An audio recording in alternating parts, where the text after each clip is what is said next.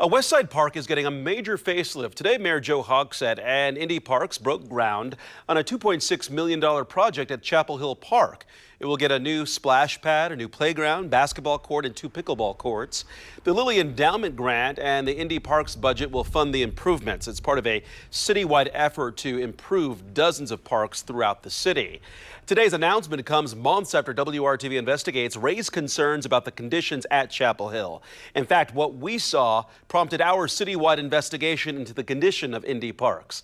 WRTV Investigates' Kenney is asking city leaders what their plan is to maintain these improved parks. In summer 2023 and again in 2024, we found Chapel Hill Park in rough shape.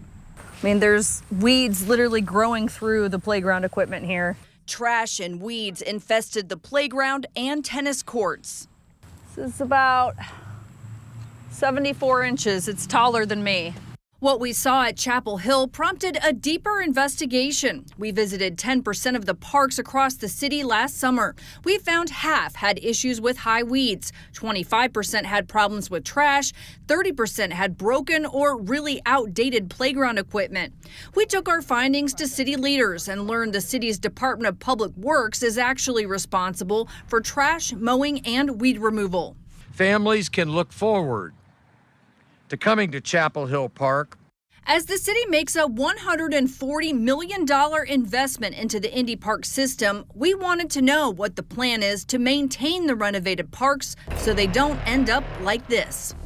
So we asked the Indy Parks director, Phyllis Boyd. What, if anything, will the city be doing differently to maintain these parks moving forward? I think the big issue is the capacity that we need, and so DPW is working on adding positions.